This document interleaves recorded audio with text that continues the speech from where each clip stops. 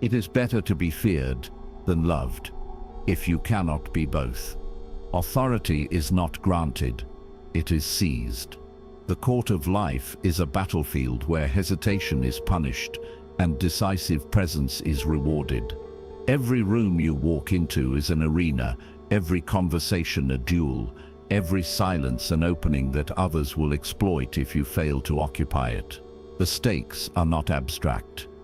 When you do not command fear and respect, rivals fill the vacuum and you are slowly diminished until your place is erased.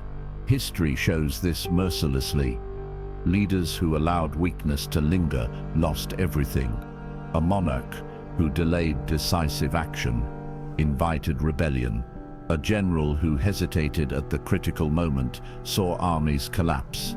The lesson is constant. If you do not hold the throne, another will take it. Authority abhors a vacuum. When you step back, others step forward, and their shadow grows while yours fades. In the modern arena, the battlefield is everywhere. It is the boardroom where colleagues test your resolve, the digital stage where narratives spread faster than you can defend them. The social circle where silence is read as surrender. Social media thrives on the vacuum of authority. Those who speak with clarity and certainty dominate, while the hesitant vanish into noise. At work, the same principle rules. A leader who does not control the frame of discussion loses it to the boldest voice in the room, whether that voice is competent or not. This is why respect and fear remain the primal currencies of survival. Respect without boundaries dissolves into neglect. Fear without balance becomes tyranny. Authority lies in commanding both, showing that you are calm enough to listen, but strong enough to end disputes with finality. When someone challenges you publicly, do not meet their aggression with noise. Meet it with composure. Lower your voice, steady your gaze, and answer with clarity. The opponent will expect defense and noise. What disarms them is your unshaken command. You prove that their storm cannot rattle your fortress. In practice, you must train to see every encounter as a test of perception. Do not let insecurity leak into your posture or tone. Weak. I think maybe this could work. Strong. This is the way forward. Weak. Sorry. Just my opinion. Strong. Here is the decision. Every phrase either fortifies your throne or chips away at it. The predator instinct is not about cruelty, it is about survival. The lion does not ask permission to enter the court. It arrives, and all eyes turn. Carry yourself with the same inevitability. Take space, claim authority, and let others adapt to your presence rather than the reverse. Every moment you delay is another moment someone else expands their power at your expense. Walk into the world with this single truth. Authority is never given, only taken. Authority begins not with outward control, but with inner dominion. The throne you must seize first is the one inside your own mind. If you cannot rule your thoughts, you will be ruled by them. History shows this truth again and again. Marcus Aurelius, who governed one of the greatest empires, began each day reminding himself that his first task was to discipline his own mind before addressing the affairs of Rome. Machiavelli observed the same principle from another angle. Rulers who failed to master their inner court became hostages to fortune, swayed by fear, greed, or the opinions of others. Authority that is not grounded within collapses at the first pressure from outside. Imagine your mind as a throne room. At its center sits the sovereign, your conscious command. Around you gather the courtiers of thought, ambition, fear, envy, hope. Some are loyal advisors, others are schemers plotting to seize influence. Doubt whispers in one corner, urging hesitation. Anxiety stands at the door, demanding your attention with fabricated emergencies. Craving pushes forward, begging for indulgence. If you allow these voices to shout over one another, you lose control of the council, and the throne becomes ceremonial. But when you silence disorder and demand order, you project strength. Authority begins when you decide which voices are permitted to speak and which must be dismissed. The usurpers are subtle. Doubt disguises itself as caution. Anxiety presents itself as responsibility. External validation promises approval, but secretly chains you to the crowd. These forces steal your sovereignty when left unchallenged. The remedy is discipline of the inner court. You must sit as judge and ruler over your own impulses. When fear presses in, you name it as fear rather than mistaking it for wisdom. When the craving for validation arises, you remind yourself that a sovereign who needs the applause of subjects is no sovereign at all. A practical example is disagreement in the workplace. Someone challenges your idea in a meeting. If you allow the inner usurpers to rule, anxiety seizes the throne and you retreat, or anger leaps forward and you overreact. Both responses weaken authority. The sovereign response is different. You steady your breath, maintain composure, and reply with calm certainty. Weak: I'm not sure, but maybe this could still work. Strong: I hear your point. Here is why this approach still serves the goal. You neither collapse nor attack. You command. Others register not just your words, but your poise. Visualization strengthens this discipline. Picture yourself each morning entering your own throne room. The hall is vast, banners hanging high, light striking the seat of command. You walk forward, sit on the throne, and from that moment, your thoughts line up as subjects awaiting judgment.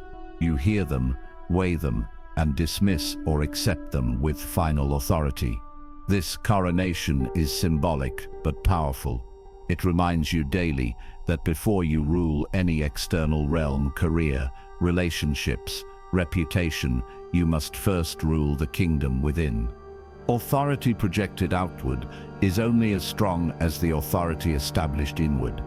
A fractured mind cannot build respect, but a disciplined one radiates command without words. Your task is clear. Master the throne of thought, silence the usurpers, and conduct your mind as a sovereign conducts a council of state. Carry that discipline into every interaction, and you will find others responding not to noise or uncertainty, but to the unmistakable presence of command. Rule the mind, and the world will follow. Every day is a battlefield, and your first hours decide your position. Enter the day without strategy, and you will already be flanked. Seize the morning, and you dictate the terms of engagement before anyone else moves a piece. Generals understood this long before the modern world. Armies were often stirred before dawn because the leader needed clarity before soldiers advanced. A commander who rose early saw the terrain, issued orders, and positioned troops while rivals were still scattered. The same principle applies to you. If you wait until the world invades your attention, you are already reacting instead of ruling. Your morning is the pre-dawn strategy session of your life. Even Marcus Aurelius wrote of beginning the day by readying his mind against distraction, reminding himself of the type of people he would meet and the discipline required to remain firm. Machiavelli himself argued that fortune favors those who act with boldness rather than those who hesitate. To win the day, your first act must be deliberate. Rising early is not about novelty or trend, it is about command. When you wake with intent, you declare that your time is sovereign. Rituals in the morning serve as signals of power. A flag raised over the fortress shows that authority is awake and alert. The way you begin signals to yourself and others what kind of leader you are. Training your body, even briefly, forges the link between strength and discipline. Writing down objectives is the drawing of a battle map. Practicing silence before the flood of voices online is the same as clearing the court before issuing royal orders. Each ritual is not a small habit, but a military signal. Weak: I'll try to get through today. Strong: Here are the 3 decisive moves I will make. Weak. Let's see how the day goes. Strong. I will control the field before noon. Language frames your mind. Command begins with words as much as actions. Guarding the defensive line is your 3rd task. In older times, generals placed sentries on the outer wall because one breach meant collapse of the fortress. Today, your sentries are the boundaries you draw against digital invasion. Notifications, endless feeds, and trivial demands are not harmless. They are enemy scouts probing for weakness. The moment you reach for your phone to scroll aimlessly, you surrender the gate. You must treat these intrusions as hostile. Establish non-negotiable rules. No screens before your strategy is set. No emails before your priorities are written. Defend the walls or the enemy marches straight to your throne. Imagine the difference between 2 leaders.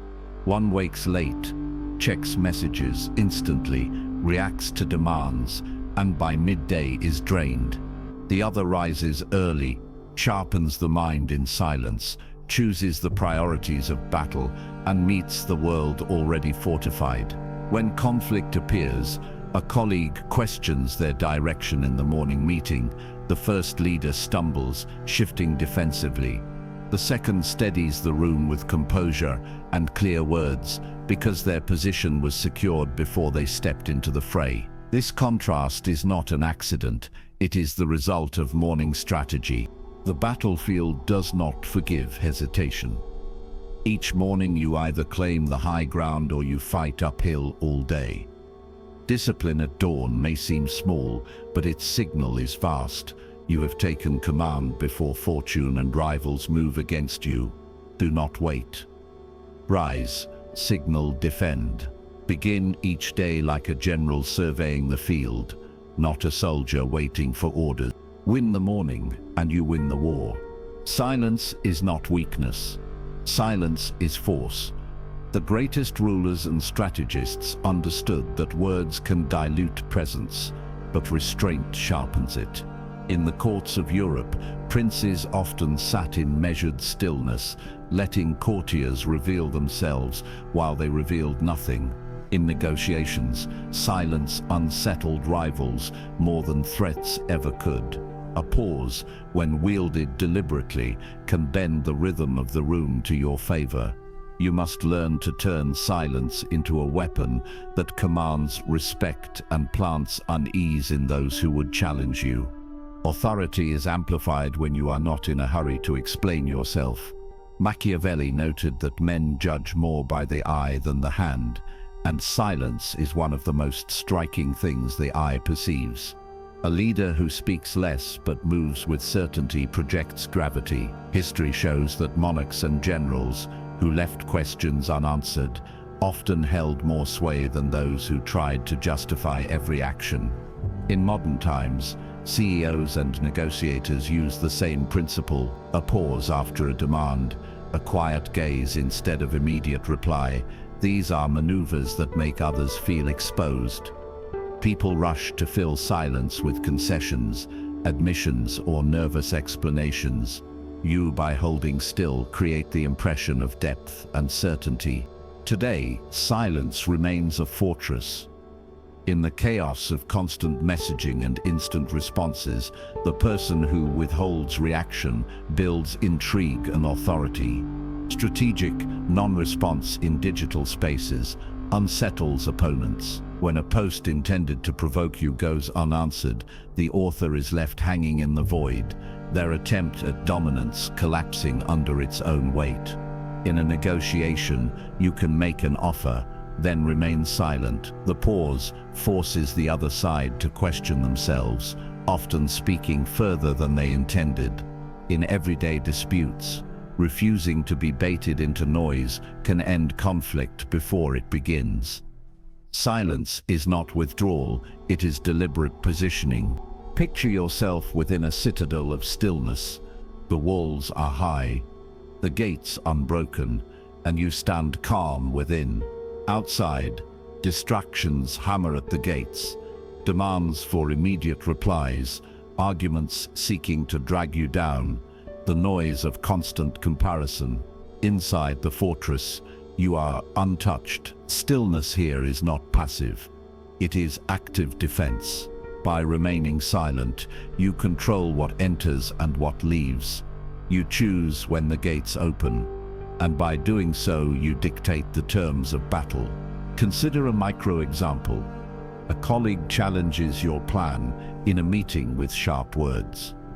Most people react instantly, rushing to defend themselves. You remain composed, allowing the silence to expand. Their words echo awkwardly as the room grows tense. Then you speak, measured and precise. Weak. I don't think that's fair. Strong. Here is why this approach serves the larger objective. Your restraint demonstrates authority, and your opponent's impulsiveness exposes their insecurity. Others notice who truly commands the moment. To use stillness effectively, you must train it. Begin with your daily conversations.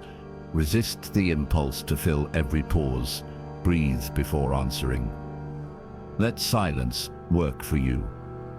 On social media, avoid reacting to every provocation.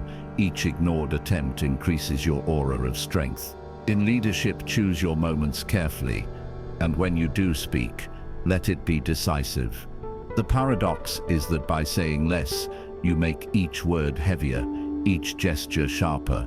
Silence is not emptiness. It is a signal. It tells the world you are not easily moved, not easily baited, not easily read. Those who cannot tolerate silence reveal their weakness. Those who master it reveal their command. Cultivate this fortress within yourself until others sense it the moment you enter a room. Your silence is your sword. Authority demands pruning. Strength is not just what you add, but what you remove. Every empire that endured understood this. Leaders from ancient Rome to Renaissance courts knew that power leaks when weak links remain in place. Julius Caesar crossed the Rubicon not simply by advancing, but by discarding loyalty tests he no longer trusted. In Florence, factions that resisted consolidation were cut away, or they became daggers in the dark. Machiavelli observed closely that a ruler cannot afford divided loyalties. The same applies to you. If you tolerate habits, alliances, or narratives that weaken you, your authority erodes until it collapses. The first task is a personal audit. Survey your life as if it were a kingdom under your rule. Which relationships strengthen your command, and which drain your energy with constant demands? Which behaviors increase your stature, and which reduce it to distraction and weakness? A ruler who does not examine the court is surrounded by hidden enemies. Doubt and hesitation thrive in company that encourages mediocrity. Low-status behaviors, apologies for existing, excuses that mask inaction, gossip that corrodes, must be named for what they are: weakness. Authority grows only when you confront them directly. Modern power is not won by violence, but by clarity. You cut not with steel, but with decision. The sword of clarity must be drawn daily. Imagine distractions lined before you as condemned prisoners, each wasted hour on trivial scrolling, each compromise made out of fear, each indulgence that saps strength. They kneel at the block. You, as sovereign, hold the blade. When you strike, you do not destroy for cruelty's sake. You execute what undermines you so that your rule stands firm. This mental ritual is not fantasy. It is practice. Each choice to eliminate weakness is an act of consolidation. Consider a workplace example. A colleague constantly undermines your ideas in subtle ways. If you respond with irritation, you feed the conflict and lower your position. If you ignore it endlessly, you signal that your throne is open to challenge. The sovereign approach is deliberate. You acknowledge the behavior directly, but without venom. Weak. I don't like how you treat me. Strong. If we are aligned on results, undermining is wasted energy. Let's keep the focus on outcomes. With this, you cut the behavior at the root while keeping composure. Others see the difference. You did not flail with anger or shrink into silence. You eliminated distraction with precision. This principle extends to your environment. If your phone is a constant invader, set rules that exile it from your first and last hour of the day.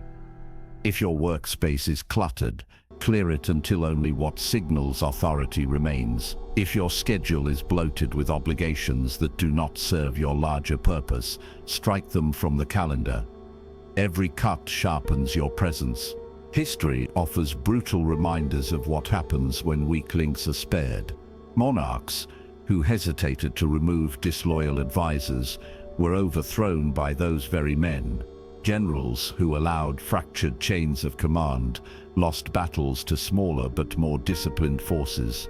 In daily life, the scale is smaller but the principle is the same. Tolerate weakness, and it multiplies. Eliminate it, and your authority consolidates. This act of pruning is not cruelty. It is self-respect. You are not erasing people but defining boundaries. You are not erasing pleasure but stripping away indulgence that clouds judgment. Authority requires the strength to say no, the clarity to cut ties, and the discipline to sharpen the throne on which you sit. Each elimination is a declaration: I rule this domain, and nothing unworthy will share it. Carry this with ritual force.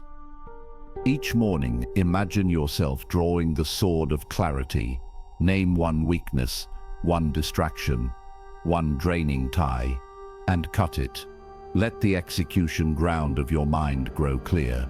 Over time, only loyalty, discipline, and strength remain within your walls.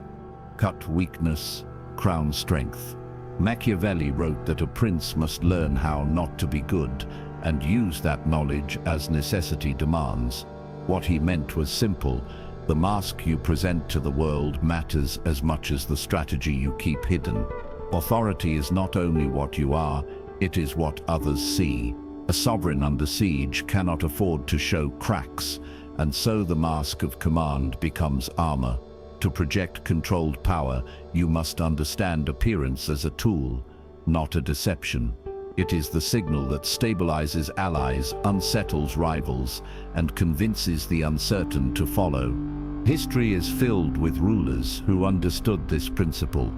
Machiavelli advised that a prince should appear merciful, faithful, humane, and religious, even if in reality he acted with cold calculation. The lesson was not to lie endlessly, but to manage perception. Strength must be visible, even when you are struggling. When monarchs held court during famine or war, they often dressed more grandly, spoke more firmly, and moved with ceremony, because they knew that weakness displayed in public was weakness multiplied in private. This was not vanity, it was survival. The mask became a shield. Modern authority requires the same mask, though the form has changed. Today, your body language is often the first signal. Shoulders back, chin level, voice steady. These are not trivial gestures, but flags that tell others you are in control. A slouched figure, darting eyes, or a hesitant tone invite others to test you. Online, your digital presence is the new throne room. A leader who constantly posts reactive statements appears insecure, while one who communicates with restraint and clarity projects strength. The mask here is not falsehood, it is boundary. You choose what to reveal, what to withhold, and how to frame your narrative. Consider an interaction in a tense meeting. A peer interrupts and dismisses your point. Most people either snap defensively or retreat into silence. Both lose command. The mask of command means holding posture, lowering your pace, and answering firmly without heat. Weak, that's not fair. I was just explaining. Strong, let me finish. This point matters for the outcome we all share. The difference is not in the data, but in the delivery. By wearing the mask, you hold authority even as you are challenged. The ceremonial donning of the mask can be powerful as a daily ritual. Each morning, picture yourself preparing for battle. You stand before the mirror, as if before a court. The mask is not a disguise, it is the outer form of your inner command. You put it on deliberately, straightening posture, aligning tone, rehearsing clarity. When you step out into the day, you carry not raw nerves, but a chosen presence. This visualization anchors authority in your body and mind until it becomes second nature. Authority collapses when you expose every crack and every doubt. Command endures when you manage what others see without losing sight of your true strategy. You are not asked to become false, only to project the qualities that sustain trust and deter challenge. Others need to believe that the sovereign stands unshaken, and your mask delivers that signal. The mask of command is not deceit. It is discipline. It is the conscious choice to lead with strength, even when storms rage inside. Wear it, not as pretense, but as protection. Authority radiates from those who understand that perception shapes power as much as reality. Your mask is your crown. Authority demands an executioner inside. Without it, timidity grows unchecked, hesitation takes root, and weakness sharpens its blade against you. Every sovereign who endured understood this principle. Power is not preserved by indulgence, but by decisive elimination of what undermines command. The most dangerous enemy is not outside the fortress walls, but inside your mind, disguised as hesitation, whispering sabotage at the moment you need clarity. Self-sabotage behaves like a spy. It watches for openings, waits until the stakes are high, and then plants seeds of doubt that slow your advance. You plan to speak with conviction, but the spy whispers, "What if you are wrong?" You prepare to act boldly, but the spy murmurs, "Maybe tomorrow instead." Each pause, each retreat is a dagger slipped between your ribs by an enemy you allowed into your own court. Authority cannot survive while this spy roams free. The remedy is to appoint an assassin within, an inner figure tasked with killing weakness before weakness kills you. History offers brutal clarity here. Cesare Borgia, observed by Machiavelli, secured his power in part through ruthless use of agents who carried out acts he could not publicly perform. By delegating harsh measures to trusted men, he protected his own authority while ensuring threats were removed. Ottoman sultans relied on executioners to prevent disloyal factions from fermenting rebellion. Elizabeth I maintained a spy network that rooted out treachery before it reached her throne. The lesson is consistent. Survival requires a part of the system dedicated to cutting weakness at the root. You must mirror this principle internally. The inner assassin is not cruel, but it is merciless. Its role is not to torment, but to execute hesitation with precision. Picture a moment of self-doubt rising inside you before a critical presentation. The spy whispers, "Lower your voice, soften your words, retreat a little." This is the moment for the assassin. You visualize the figure stepping forward, calm, silent and efficient, and striking down that thought before it sabotages your authority. In this ritual, weakness does not linger. It is cut away the instant it emerges. Over time, the assassin's work becomes instinctive. You no longer entertain doubt long enough for it to spread. In practice, this discipline means you treat hesitation as an intruder, not as a companion.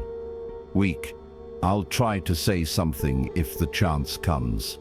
Strong, "I will make my point with clarity when the moment arrives."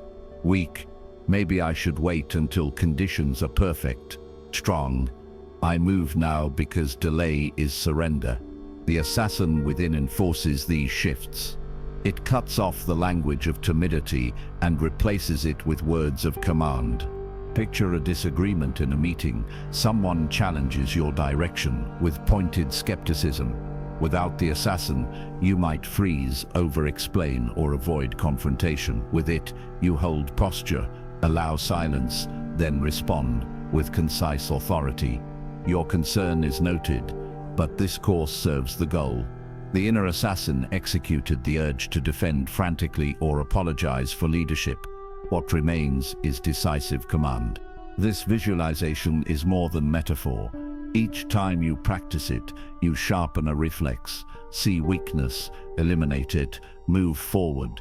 Just as a ruler delegates harsh acts to protect the throne, you delegate the killing of hesitation to this inner figure. It does the necessary work quickly, leaving you free to lead without internal rebellion. The world respects authority that appears unshaken. To reach that state, you must first secure the fortress within. The spy of self-sabotage cannot be reasoned with, only removed.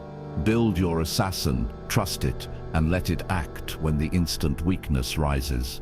Without it, you will be ruled by doubt. With it, you will walk as sovereign. Kill hesitation before it kills you. Every leader feeds one wolf or another.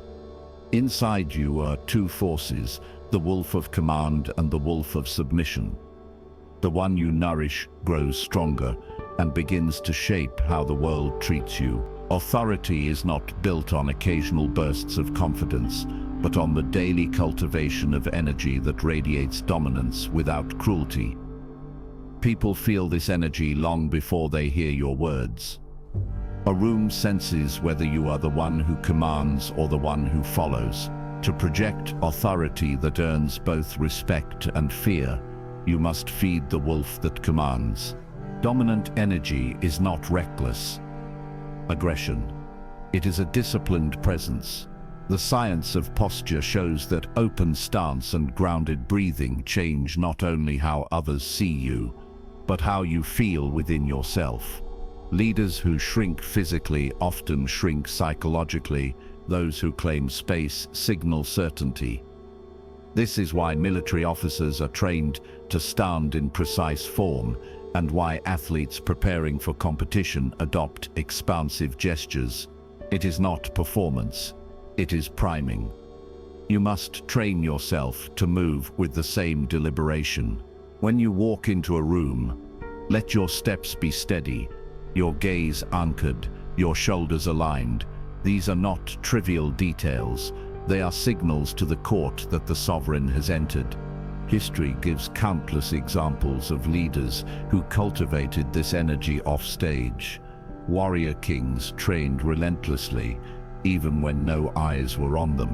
Alexander drilled daily with his soldiers to embody the very strength he demanded. Roman commanders walked their camps at dawn, radiating composure and readiness. In modern times, CEOs known for their commanding presence practice routines that sharpen their mental and physical edge before they step into negotiations. Authority is never an accident. It is rehearsed through ritual until it becomes natural. Feeding the wolf is also about what you consume mentally, physically, emotionally. If you nourish yourself on trivial entertainment, gossip, and distraction, you are feeding the weaker animal that retreats when tested. If you train your body, read material that sharpens thought, and surround yourself with challenges, you are feeding the wolf that commands. Authority grows from what you choose to allow into your system. Guard it as a general guards the food supply of an army. Imagine this ritual before a critical event. You close your eyes and picture the wolf inside. One is timid, hesitant, eager to please. The other is calm, powerful, ready to strike if challenged. Each choice you make in that moment is a morsel of food, placed before one wolf or the other. Stand tall and breathe deeply. You feed the wolf of command, doubt yourself and slouch. You feed the wolf of submission. This visualization sharpens discipline. It reminds you that energy is not random, but cultivated. Consider a disagreement. A colleague questions your decision sharply. If you are feeding the weaker wolf, you shrink, defend endlessly, and hope to appease. If you are feeding the commanding wolf, you remain composed and deliver clarity. Weak. Maybe you're right, I hadn't thought of that. Strong. I understand your view, but this direction serves the larger objective. Your tone remains even. Your posture solid. Others see not hostility but steady dominance. The moment belongs to you. Daily, you must make the choice. Train your body with discipline. Guard your mind from weak consumption. Practice postures that claim space. Visualize the wolf you want to feed. Over time, authority ceases to be performance and becomes presence. People will feel it in your silence, in your gaze, in the way you occupy a room. The throne is not given, it is fed. Every bite, every choice, every ritual strengthens one wolf or the other. Feed wisely, because the wolf you nurture will rule your life. Feed the wolf that commands. Power is positional. Authority is rarely about the loudest voice in the room. It belongs to the one who sees 3 moves ahead. Machiavelli advised that fortune favors those who act boldly, but he also warned that boldness without foresight leads to ruin. The wise leader positions themselves like a chess master, not reacting piece by piece, but shaping the board so rivals are cornered before they even realize the trap. Strategic depth is the art of anticipating. A ruler who waits until enemies gather at the gates has already lost the initiative. In The Prince, Machiavelli described how foresight allowed rulers to prevent disorder rather than attempting to cure it after it had grown dangerous. The lesson applies today with equal force. Authority is not only the ability to act, it is the ability to foresee, prepare, and shape outcomes long before conflict erupts. A commander places defenses before the battle. A strategist plants alliances before they are needed. The sovereign who thinks ahead radiates inevitability. In the modern arena, the chessboard of life is not carved from wood, but from opportunity, reputation, and time. Careers are won by those who see the long game, while others scramble over short-term moves. The employee who anticipates the future needs of their organization and prepares solutions before being asked becomes indispensable. Politicians who understand the emotional rhythm of their societies position themselves before tides shift. Online, brands that foresee the direction of attention dominate platforms, while competitors chase after them. Authority expands when you stop reacting and start positioning. Your life is a living chessboard. Each day, you place pieces, your time, your energy, your allies on squares that either strengthen or weaken your position. Waste hours in distraction and you have sacrificed pawns for nothing. Spend energy on those who do not respect your boundaries and you have exposed your flank. Invest time in building skill, cultivating loyal allies, and protecting your reputation, and you have advanced your pieces toward inevitable control of the board. Every move either narrows or expands your future options. Authority grows when you learn to recognize patterns, predict consequences, and place pieces with intent. Visualization sharpens this skill. Imagine yourself standing over a vast chessboard where each square represents a part of your life. Your health is one piece, your career another, your reputation a powerful queen. Rivals and distractions are also on the board, testing your defenses. Each move you make today shifts the balance tomorrow. If you treat the board as random, you are checkmated by forces you ignored. If you treat the board as strategic, you create positions where your authority expands almost automatically. Consider a micro-example. In a meeting, a colleague challenges your proposal. Without foresight, you scramble, defend nervously, and risk losing the room. With foresight, you anticipated the objection earlier. You already prepared evidence, and aligned allies to support your position. When the challenge comes, you respond calmly. That concern was considered, and here is why this path serves the outcome. The board shifts in your favor. Your rival feels cornered, not because you outshouted them, but because you placed your pieces long before they made their move. Authority is reinforced, not by luck, but by pattern recognition. Study how rivals operate. Notice their habits, their triggers, their repeated mistakes. In chess, every opponent reveals preference. Some attack quickly, others defend passively. Life is no different. Anticipate patterns, and you move before they do. This does not mean living in fear or overthinking every detail. It means training your eye to see the board beyond the current move. Your task is clear. Do not waste moves. Do not let rivals dictate the pace. Place your pieces deliberately, guard your king, your inner authority, and advance your queen, your reputation with care. Treat every day as part of the larger match. When others live from square to square, you will already be 5 moves ahead. Win by positioning, not by chance. Fear and respect only endure when your will is unshakable. Authority built on charm alone cracks under pressure, but authority forged through ordeal becomes immovable. Throughout history, leaders have understood that discipline is not optional, it is the bedrock of power. The Spartans subjected their youth to the agoge, a system designed to harden body and mind through deprivation, endurance, and trial. Roman legions trained relentlessly, carrying heavy packs, marching for hours, and drilling until discipline replaced hesitation. In the modern world, elite special forces undergo rituals of hardship that strip away comfort until only resilience remains. These ordeals exist because leaders know that without an iron will, all other strategies collapse. You may not walk the plains of Sparta or march with Rome, but the principle is timeless. Authority requires daily ordeals that forge resolve. The trials you set for yourself need not be grand, but they must be consistent. Cold exposure teaches the body to submit to command, rather than craving ease. Silence drills sharpen composure against distraction. Practicing public speaking forces you to confront the fear of judgment until you command the room rather than shrink from it.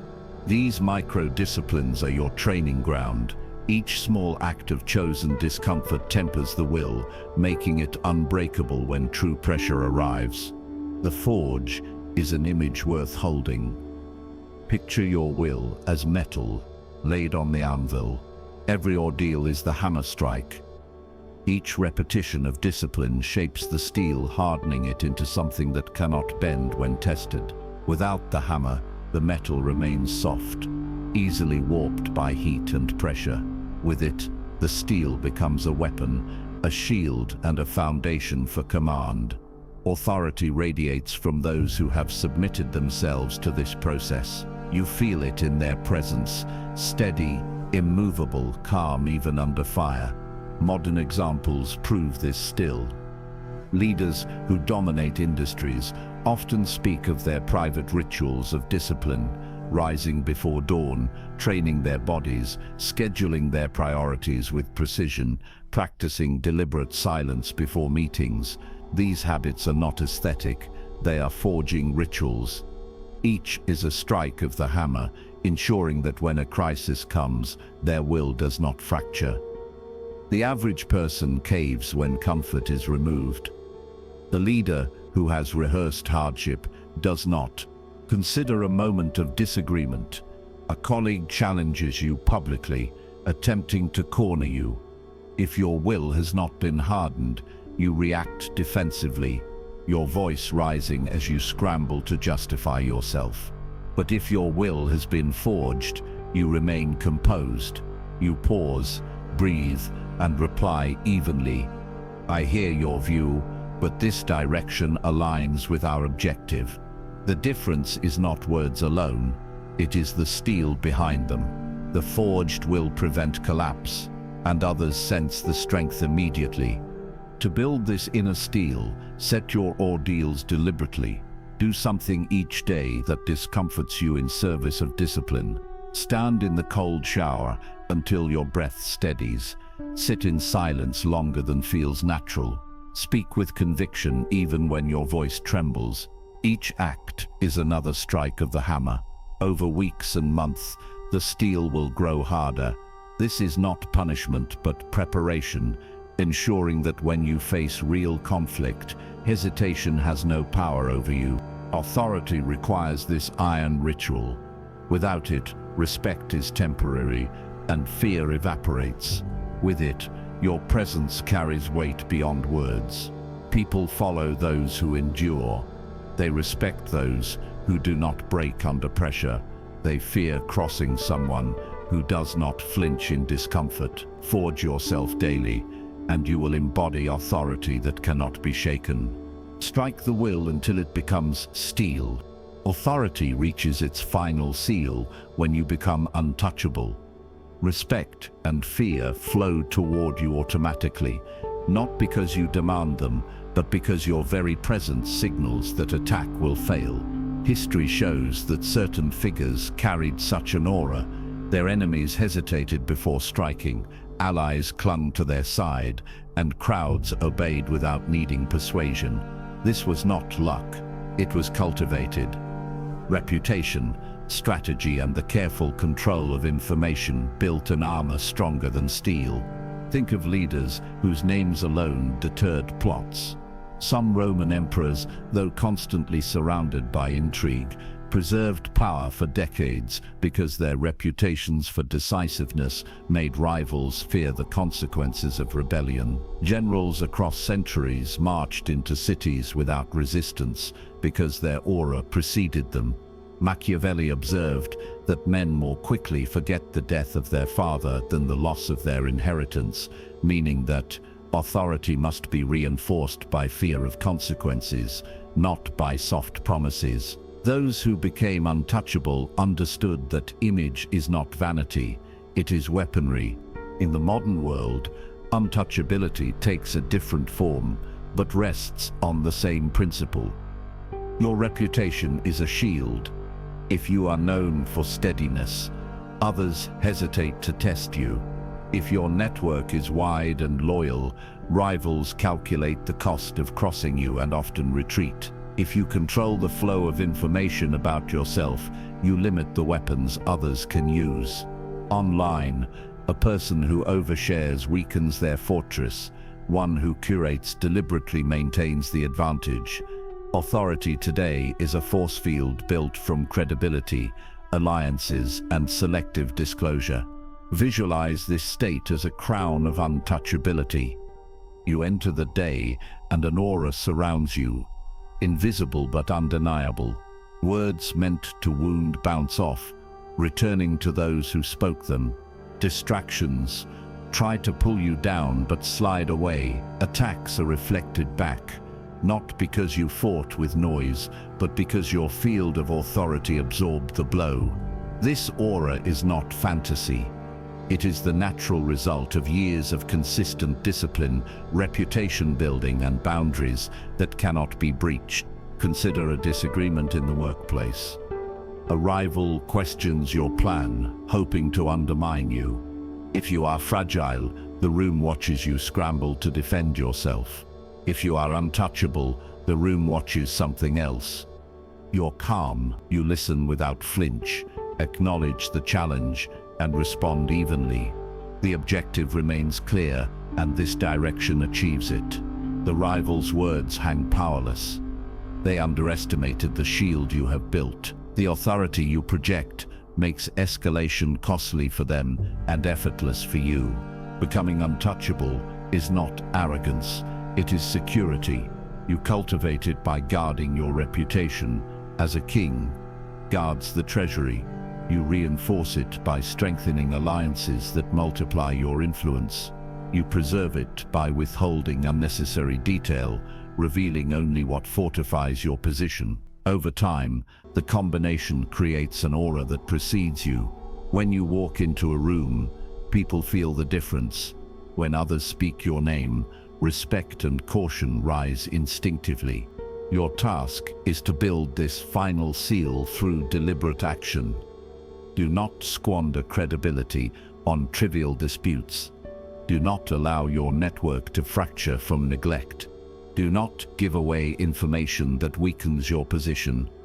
Instead, build the shield piece by piece until no rival can pierce it. Authority then ceases to be an act and becomes your natural state. Power becomes untouchable when your presence is armor. Authority reaches its highest point when all the pieces you have built converge into one moment. The coronation of power. Everything before this has been preparation. The throne of the mind, the battles of the morning, the weapon of silence, the sword of elimination, the mask of command, the inner assassin, the wolf of dominance, the chessboard of foresight, the ritual of steel. Now you stand at the center of the hall, the crown before you. This is where the world decides if you are to be sovereign or subject, master or pawn.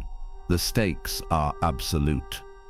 If you falter here, all that has been built crumbles. If you hold firm, fear and respect will surround you as naturally as air.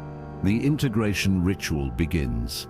March through each part as if you are walking through chambers in your own fortress. First, the inner throne. You command your mind, no longer a victim of scattered impulses, but the sovereign over every thought, doubt, envy, distraction. All kneel in silence. Then the battlefield of the morning. You rise with intent, and each dawn becomes proof that you move first, not as a pawn reacting, but as the general who sets the day's campaign. The chamber of silence comes next. You wear stillness as armor, letting opponents drown themselves in noise while you dictate the rhythm. Then the hall of elimination. Weak ties, self-sabotage, and low behaviors are gone, cut away by your sword of clarity. Authority grows sharper with every absence. You continue. The mask of command hangs in the next chamber. You do it without hesitation, not as deceit, but as chosen appearance. You project strength even in siege, becoming a signal of stability. Others rally too. Deeper in the fortress waits for the inner assassin. It stands ready, dagger drawn, to strike hesitation and timidity before they betray you. Then comes the wolf. You feed the predator of dominance daily, nourishing it with discipline and action, so it grows stronger than passivity and fear. In the next hall lies the chessboard, vast and endless, where your foresight positions pieces so rivals find themselves trapped without knowing how. Finally, the forge of will. You see your own steel hammered into shape by ordeal, every strike of discipline making you harder to break. These are not separate practices. Together they form the path that brought you here. Public recognition follows the ritual. When you carry yourself as sovereign, the perception of others shifts without you asking. The colleague who once tested you now measures words carefully. The rival who once challenged you thinks twice. Friends, allies, even strangers register it in posture, in voice, in the unspoken gravity you radiate. Respect becomes instinctive. Fear becomes natural. Authority no longer needs constant assertion, it sustains itself. But one final enemy remains, hidden within. This is the last saboteur, the whisper that tells you it may all collapse, that you are not ready, that authority is fragile. It is the ghost of self-doubt, the last shadow on the throne. To defeat it, you must look it in the eye, acknowledge it without fear. Then command it to kneel. You do not destroy it, you strip it of control. Once subdued, it can never again dictate your steps. In that moment, you stand free. Visualize the coronation itself. The hall is filled with those who once doubted, those who once challenged, those who once ignored. You walk forward, not with arrogance, but with certainty. Each step echoes like a drumbeat of inevitability. The crown is placed upon your head, not by others, but by your own hand. Authority is no longer something you chase. It is something you embody. The aura of untouchability forms around you. Attacks glance off, distractions dissolve, respect anchors itself. You are no longer in training, you are sovereign. This is the cost and the reward. Fail to integrate, and you are condemned to scramble forever, reacting, defending, explaining. Succeed, and you move through the world with a crown invisible but undeniable. People adjust to you. Rivals avoid reckless challenge. Allies draw strength from your steadiness. The world senses the transformation and treats you accordingly. Remember, coronation is not one day, it is every day. Each morning, you must crown yourself again, renewing the ritual, wearing the mask, feeding the wolf, sharpening the steel. Authority is sustained by discipline, not by ceremony. The crown remains only as long as you uphold the throne within. Now step forward. Own the silence, command the room, and wear the crown without apology. This is your coronation, the moment when all preparation fuses into presence. Walk as if no one can deny it, because authority lives in those who no longer wait for permission. Crown yourself, or be ruled. Authority begins where self-mastery is proven. History has shown that rulers who could not command themselves eventually lost command of others. Marcus Aurelius disciplined his own impulses daily before leading Rome. Machiavelli advised that fortune bends to those who act with boldness, not hesitation. The foundation of power, whether in the palace or in the modern world, is the same. Control yourself first, and the world will respond with respect. You have walked through the principles that build unstoppable authority. You learned to claim the throne of your mind, to conquer mornings like battlefields, to wield silence as a weapon, and to cut away weak ties. You discovered the mask of command, the assassin within, the wolf of dominance, the chessboard of foresight, the ritual of steel, and the aura of untouchability. Each was a chamber in your fortress. Each was a weapon added to your armory. Together they form the crown of authority.